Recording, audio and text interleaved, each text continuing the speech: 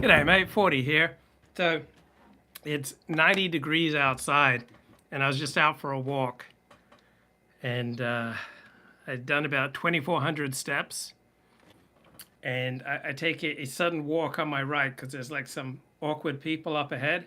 So I take this sudden walk, and I'm listening to an Audible book. I'm listening to the 25th anniversary edition of The Making of the Atomic Bomb by Richard Rhodes. Like, great stuff. And here's the context. Passover begins in 8 days. So 8 days of Passover, I'm going to get so much face-to-face human contact, I don't need to sweat it tonight, right? If I don't make it to yoga tonight, if I don't make it to a 12-step meeting tonight, if I don't go to a Torah class tonight, if I don't go to some kind of meetup or go to a sports bar or push myself to spend some awkward time with some awkward friend or acquaintance, it's fine because I got my books and my poetry to protect me. So I take this sudden right and I go past these 5 Mexican tree trimmers who are sitting in the shade, and I nod at them because I'm an amiable, happy dude. Then up ahead is this young girl, and she's got this bag of her stuff that looks like a robot. So it's like a robot bag with all her stuff in it. And she's giving it to a fat guy behind a Prius who's putting it into the back of a Prius.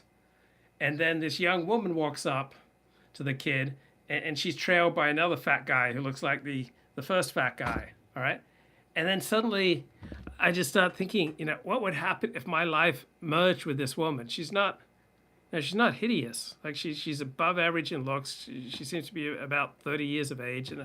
And I just start musing, like, what if my life merged with her life and we ended up looking after kids together and we have the in-laws over and my time is no longer my own and she's pushing me to work harder and make more money and get the plumber over and to fix this, and I'd just be another dad.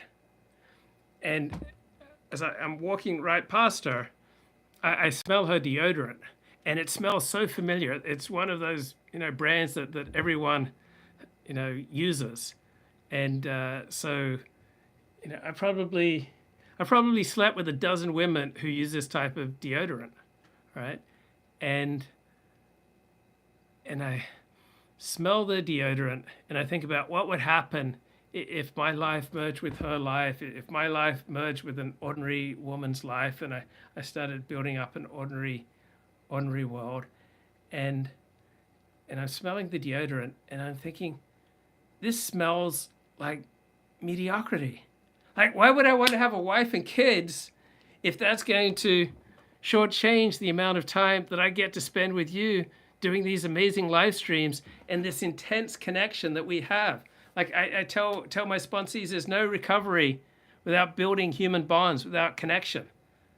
So as I was talking to a sponsee, like I gave him the assignment, like, where do you get the energy to overcome your addiction? And he talks, it's with higher power.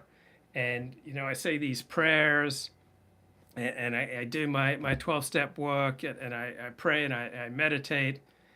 And then I said, what do you think I'm going to tell you? All right, what do you think I'm going to tell you about where to get energy? And he says, from my higher power? Like, no, I've never said you get energy from a higher power. You get energy from your connections with other people. Like what Elliot Blatt and Glib Medley and I have is incredibly energizing. Like, Elliot's getting a charge out of this. Glib Medley's getting a charge out of this. We're all inspired. We're creating a shared reality together.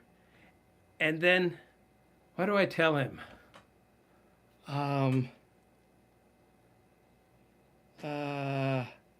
talked to him about entrainment. That when you create this shared reality with someone else, rhythmic entrainment. And I said, what do you think rhythmic entrainment means? My sponsor goes, I don't know. I said, have a go, mate. What do you think rhythmic means? And it's like, you're taking turns. There's like a rhythm to your interactions. Like, yeah. Then what do you think entrainment means? Oh, I don't know. Or just going by the sound of it, what do you think entrainment means? What's the definition? right? It's like somehow you're building something together. So entrainment refers to characteristic interactions between brain rhythms. So it's the coupling of two independent oscillatory systems so that their periods of oscillation become related by virtue of phase alignment. Now, isn't that perfectly clear? So what we are doing right now, we are getting energy because we're on the same page, right? We're creating a shared reality. And as we build this shared reality, right, I say something, you say something, I respond to what you say, you respond to what I say, you respond to my title. It reminds you of this great Duran Duran song, right? This is also rhythmic entrainment, guys, right? Like two independent oscillatory systems, your oscillatory system, my oscillatory system, right? We are coupled in such a way that our periods of oscillation become related by virtue of phase alignment. Isn't that just the most incredible thing ever? And so there's no recovery from addiction if you don't get on the same page with other people, if you don't start building rhythmic entrainment, if you don't start bonding with other people, start connecting with others. That's where energy comes from. That's the primary source of energy. It's not caffeine. It's not modafinil. Like I asked a sponsor, like, where do you get your energy? It's like, oh, eating right, getting enough sleep. I said to him, what can you do to get more energy? He said, oh, get more sleep, better sleep, eat better, don't eat junk food, be more judicious with my use of caffeine, get exercise. I guess those things are all good, but the primary source of energy is getting on the same page with other people, connecting with other people, bonding with other people, building shared realities with other people, right? When you build a shared reality with other people, that not just bonds you to others, but you also produce an ethic, right? We were raised by particular people who taught us particular folkways. So I was raised in Australia. I was raised to think if you're not Aussie, you're nothing. And then I came over here at 11 and became an American patriot and became accustomed to the American way of life. And so either the American or the Australian ways of life, those are the two ways of life that are the most comfortable to me. And other ways of life, such as the French or the German, just seem distinctly inferior. That's what's normal, natural, and if you do this moderately, even healthy, right? That there are certain ways of living that are just normal and natural, and so you build bonds with other people, right? Whenever I meet an Australian in America, I just feel this immediate bond. When I went back to Australia, I felt much more connected to other people who I was just passing on the street or meeting on a bus, right? So that bond always produces then an ethic, right? A morality comes out of that bond, and so all the other forms of morality, they're weak. They don't stand up. They don't last. They may be amazing in theory, like Aristotelian ethics, the ethics of Thomas Aquinas, Maimonidean ethics, the ethical values of Orthodox Judaism, the ethical values of Orthodox Christianity, Platonist ethics, the ethics of the fully realized man, David Data's The Way of the Superior Man. All right, there are all these ethical theories, all right? But really, the only ethics that matter are the ethics that naturally come from your bonds with other people. Everything else is intellectual masturbation. Now, there are some extraordinary people who may read about ethics or learn ethics from a religion or from a philosophy, and that has some real world effect. But for 99% of people, the only ethics that matter are the ethics they develop as a result of the bonds that they build. And we primarily build bonds to family. Then if we have room left over after building bonds to family and relatives, then we add on friendships. If we hardly have any bonds to family and relatives, then we add on a whole ton of friendships, and we may even convert to another religion to build bonds. So that's what it all boils down to, right? If you're addicted to pornography, if you're addicted to masturbation, if you're addicted to marijuana or to alcohol or to drugs, to under-earning, to debting, to food, there's no recovery without building shared realities with other people, without getting that human connection. And that's where energy comes from. And you need energy to overcome your default patterns, particularly if your default patterns are not serving you. So I was out there in the 90-degree temperatures, like listening to the making of the atomic bomb. And I just got this like 3 second fantasy about what would happen if my life merged with this, young woman, right? And she was not hideous looking, all right? She was above average. And I wasn't thinking lustfully about her. I just got that smell. It reminded me of all these other women that I'd been with. And it was like, it was the smell of secular homes. There's such a big difference between a religious home and a secular home.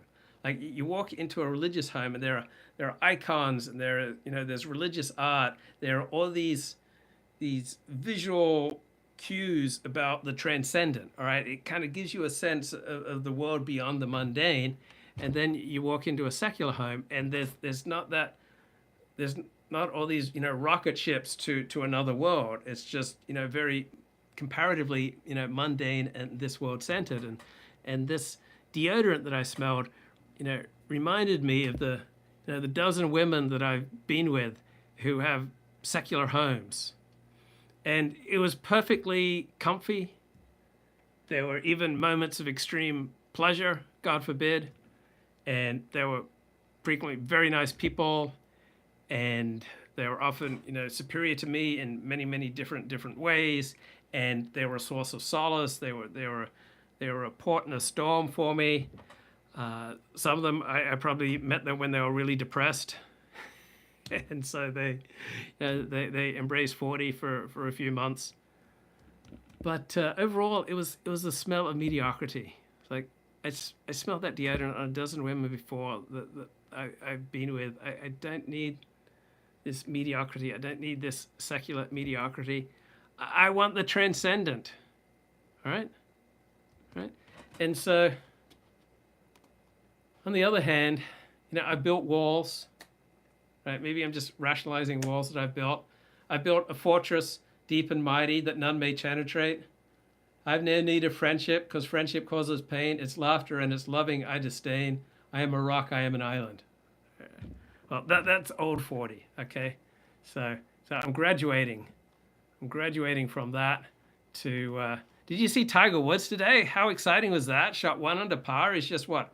3 or 4 strokes off the leaderboard. What a tremendous comeback for Tiger Woods. Look, I won't cry for yesterday. There's an ordinary world somehow I have to find. And as I try to make my way to the ordinary world, I will learn to survive. Papers in the roadside tell of suffering and greed. Fear today, forget tomorrow. Ooh, here beside the news of holy war and holy need, owls. It's just a little sorrow talk. All right, Duran, ordinary world. So yeah, assignment. Like write about what gives you strength, energy, power. Like who doesn't need more strength, energy, and power in your life? And how have you been able to connect with that in the past? And what can you do to connect to more of it? And the answer is that old human connection, human bonding, creating a shared reality, rhythmic entrainment. Bye-bye.